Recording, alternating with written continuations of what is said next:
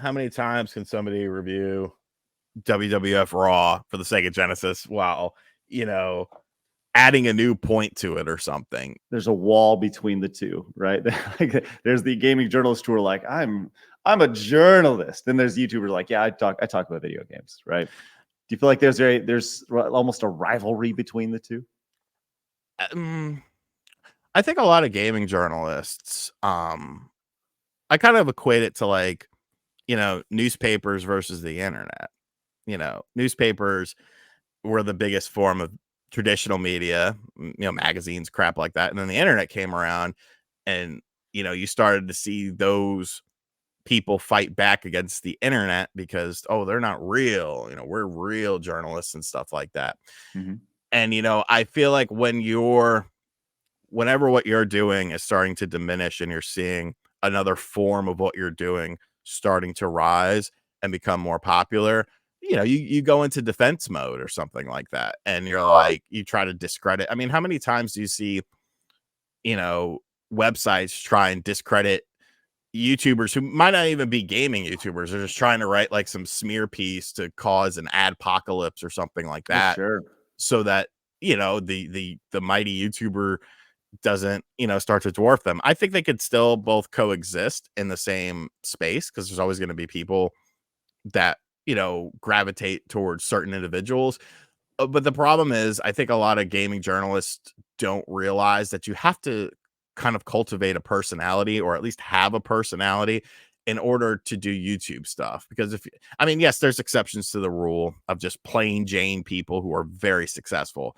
But for the most part, I feel like people tune in for a personality and whatnot. And like gaming journalism is just very different because there's a chain of command. What you write and what your score is might not be what ends up getting printed out, because there's an editor in chief who's looking at that and saying, well, your score doesn't match your words or something like that, which I think can be a good thing. But I just feel like on YouTube you have so much more freedom. You're not representing a brand or something like that. You are the brand. So it's what you got, and it's all reflective on you, whether it's good or bad. And I prefer that because I remember specifically, Jason was writing an article on the website and I fucking hated the article. I was like, this sucks ass. Like, this isn't a good look for the website. And so we ended up getting in a scuffle over it, just talking shit back and forth or whatever. Nothing major. We didn't come to blows or anything like that, but and it was just like, that was kind of a realization for me. It's like, I kind of, maybe I don't like having to represent something that's not fully me. Right. Yeah, there's a lot there in what you just said, and you're right. The idea of the chain of command, and that's actually exactly why I've done what I've done over the years. Is the for better or worse, I feel like I can do it better than other people, and that was the origin of Screw Attack and everything else in between, and even now with side strollers, getting going with this. Golly, there's a lot there. It's great. You initially started, talking about retro games, and you shifted to, more modern games and stuff. Do you feel like, or like a retro gaming channel? I mean, I would say some people, when you look online, people will categorize you as a retro gaming YouTuber, even though you talk about a lot of different things, right? You talk about Nintendo and Sony, and you'll talk about Atari or whatever. But do you feel like a solely based retro game channel, when I say retro, I mean something built around, I would say, the Super Nintendo, early PlayStation 1, N64. Do you feel like those channels could be successful today, built solely around retro gaming content? Like a channel just starting up? Yeah, today. Depends on what your definition of successful is, but make a living. Oof, that's tough. That's kind of tough, I feel, just because of market saturation. How many times can somebody review WWF Raw for the Sega Genesis while adding a new point to it or something? You know what I'm saying? Like, if you're just focused, I think there's been a lot of successful retro channels and like the reselling stuff, which I mean, I'm sure you remember this when there was a time where resellers were the fucking devil. Oh yeah. But now they're just welcome with open arms. So I mean, hey, secure the bags. I sold my collection to a reseller. I have no qualms about that. But it's funny how like morality in retro gaming shift. But I don't really consider myself a retro channel.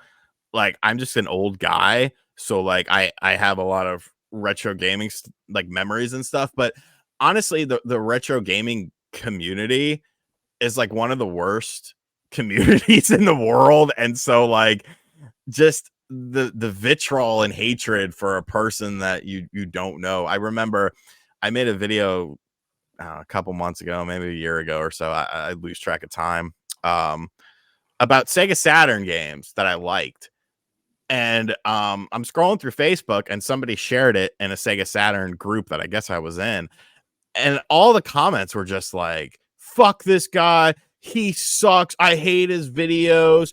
He made this video just for clickbait views. He probably doesn't even own a Saturn. I'm like, what the fuck are you talking about?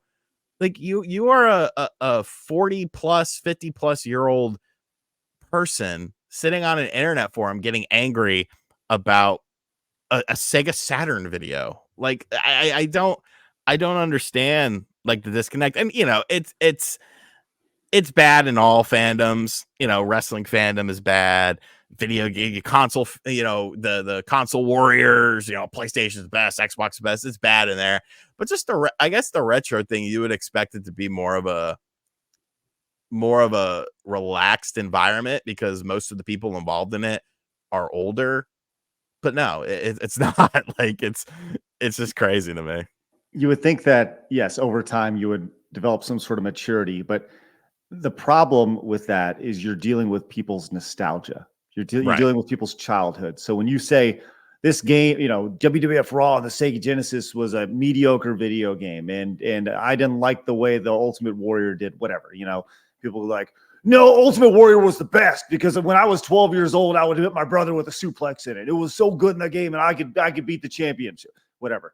And that's the big issue is you're dealing with nostalgia, and Yeah. and people don't like that because their childhood was the best. Right. It's very scary. Why? Okay, do you feel like that's with the retro gaming community as a whole? Do you feel like that's changed over the course of time? Like, I don't feel like it was always that way because that's how Screw Attack got a start as well. A lot of people would say I'm like a retro gaming guy because they equate me to videos I did like 15 years ago, right? But obviously I'm the same way in that I'm 42 years old. I grew up with those games, so I can obviously talk at length about those games and provide personal stories. But I don't feel like it was always that way. Do you feel like there was a big moment, or when was the cultural shift in the retro gaming community that changed it to like place those super fun and hobby to if you don't like what I like, you're the devil? I think when money got involved, you know, I think I think some of the people don't like it that, someone can talk about a retro game, a channel like GameSack or something like can exist just talking about old video games. And I think people don't like to see really anyone be able to be successful at something that's supposed to be a hobby. You know what I'm saying? And I just feel like the gatekeeping has gotten so much worse over the years with it. And I don't understand why. Like I don't understand. I really don't understand the shift in mentality or something. But like I always like to look at the people that are talking bad about me, if I see it. And like I'll go to like I'll look at their Facebook or I'll look at their Twitter account and it's just like it's always the same sort of thing, like just miserable people. And it's just like, whatever, dude. Oh, yeah, no, fuck the game chasers. But you don't make it. I mean, you're out there begging for pennies, doing a little dance. She ain't what she used to be. Ain't what she used to be. Ain't what she used to be. No, I'm just kidding. But yeah, like, and those channels, they just get so much vitriol and hatred towards them. And it's just crazy. Like, bro, it's just video games, man. Like, relax. There's more important things to worry about. No, there's not. It's my childhood, you son of a bitch. Like that's a lot of that comes from that. But you know, and I mean, I've met tons of good people in the community, and it's just, you know, we're in an age where like the most negative stuff is the stuff that gets amplified and not Right. necessarily the positive stuff. So But what do you think about this? Leave us a comment down below. We read every single one of them. Also, make sure you hit the subscribe button because you have found your home for common sense in the gaming and entertainment worlds.